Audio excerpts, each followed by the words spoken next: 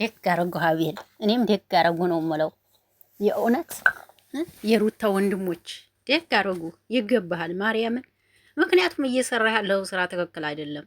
ለራስህ ራሱ ቆም ብለህ ልትመለከተው ይገባል። እነዚህ ልጆች ይወዱ አይደለም እንደዚህ ያደረጉ። ስለዚህ ትክክል ናቸው። የእውነት ትክክል ናቸው። አንተ በጣም ትዳሩ መሀል ገብተህ እየበጠበክ ያለ ሰው ነህ እኮ።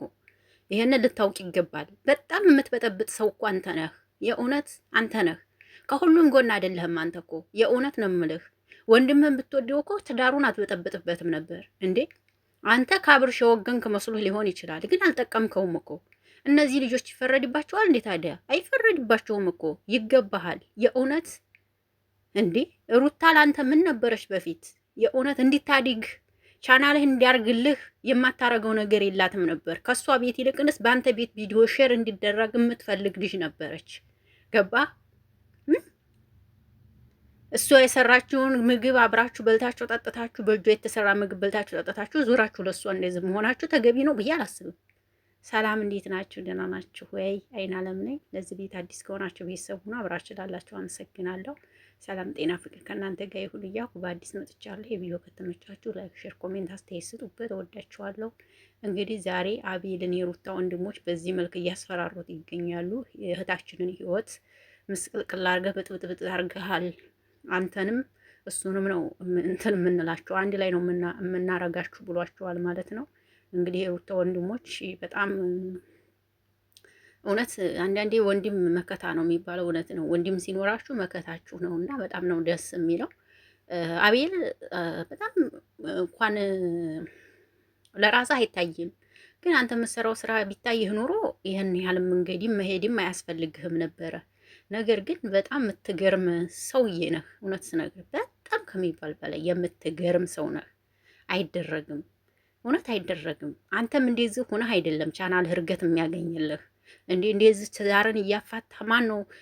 በእርግጥ ቪዲዮህን ሊያውልህ ይችላሉ፣ ግን ላይክ እና ሴብ አያረጉህም። ምክንያቱም እያረክ ያለው ስራ ደስ አይልማ።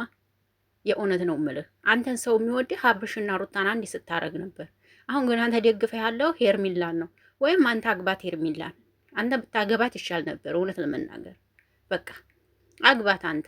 ይሄን ነው የምለው እኔ። የእነሱን ህይወት ብጥብጥብጥብጥ ምስቅልቅልቅልቅል ላረጋችሁባቸው። የእውነት ብዙ ደረጃ ደርሰውና ያለን የምንላቸውን ሰዎች እንደዚህ ልጅ እንኳን ተዋልደው አንድ እንዳይሆኑ አደረጋችኋቸው። አንዳንዴ ምክር ልምከራችሁ። ጓደኛሞች ከሆናችሁ በኋላ ባልና ሚስት ሆነን ፍቅረኛ ከሆናችሁ በኋላ በመሀላችሁ ሰው አታስገቡ። ሰው ማስገባት እያያችሁ ነው። በቃ ማንንም አታስገቡም። ለስራም ቢሆን እንኳን አታስገቡም። ለስራም እንኳን ቢሆን እንኳን ያ ሰው እናንተ እንዲያርግ ከፈለጋችሁ አሪፍ ነገር ቪዲዮ ሰርታችሁ ስጡት፣ ይፖስት፣ አለቀ። ይሄ ነው እንጂ በትዳር መሀል መግባት በጣም በጣም በጣም መጥፎ ነው። አትግቡ በትዳር መሀል። አያችኋ? መቼን የተጀመረ ነው ይሄ ነገር? መቼን? ውጣ ተባለ፣ ውጣ ተባለ፣ ውጣ ተባለ። አይሰማም፣ አይሰማም። ቤተሰብ አሳዳሪነት ተብሏል። አዎ ነህ፣ ግን በእንደዚህ አይነት መልክ አይደለም ቤተሰብ እየሰራ የምታስተዳድረው። ህጉን በጠበቀ ነገር ነው፣ ሰውን ባልነካ ነገር ነው። ትዳር እያፈረሱ ቪዲዮ እየተሰራ ቢገኘው ገንዘብ ምን ይሰራል? ፍቅር እያወሩ የሚሰራው ገንዘብ ይበረክታል። እንደዚህ እያደረጋችሁ የምታመጡት ገንዘብ ምን ይሰራላችሁ? ምንም እኮ ይሰራላችሁ አይደል እንዴ? ተው ተባልክ፣ ተው ተባልክ፣ አሰማም፣ እውነት አሰማም። እና በጥባጭ ማለት ነው አንተ። ኤፍሬምም ይፈልግሃል። ኤፍሬም ራሱ ቢያገኘህ አይለቅህም። የፋ ራሱ እየፈለገህ ነበር። ትናንትና ሰምተህ ከሆነ ማለት ነው ትፈልጋለህ እየተባልክ ነበር። ልብ ይስጥህ እግዚአብሔር ማርያምን። አንተ በጣም ቅልብስብስ ያልክ ልጅ ነበር በፊት ስናቅ ማለት ነው። አሁን በቃ ወፋፈር ሻባበጥሽ ምናምን በቃ ማንንም መስሚያ የለሽም አሰሚም ማለት ነው። እና አንተን ስናቅህ አንገደፊ ምናምን በጣም ጥሩ ልጅ ነበርክ። ለካ ሰው የማይቀየር ነገር የለም ወዶች። የማይቀየር አንድ አምላክ ፈጣሪያችን ብቻ ነው። በዚች ምድር ሁሉም ይቀየርባችኋል። አሁን አቤላ ሰውን እንኳን ቀጥ ብሎ የሚሄድ ልጅ አልነበረም። አሁን ሁሉንም ነገር ትቶት ቀይር ብሎ ቁጭ አለ። አያችሁ አይደለ?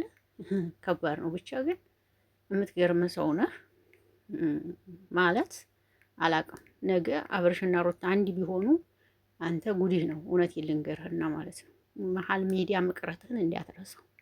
መቼም ያጨበጨበ ሰው መሀል ሜዳ መቅረቱ የታወቀ ነው። መሀል ሜዳ ትቀራለህ ማለት ነው። ይሄን ነው የምለው። ልብ ይስጥህ ነው የምለው። እና ይገባሃል፣ ደግ አደረጉህ ነው እኔ የምለው። ሌላ ምንም አለንም። የስራህን ነው የሰጡህ፣ ዛሬ የስራህን ነው የሰጡህ። ደግ አደረጉ። ይገባሃል። ነውር ነው፣ አይደረግም በፍጹም።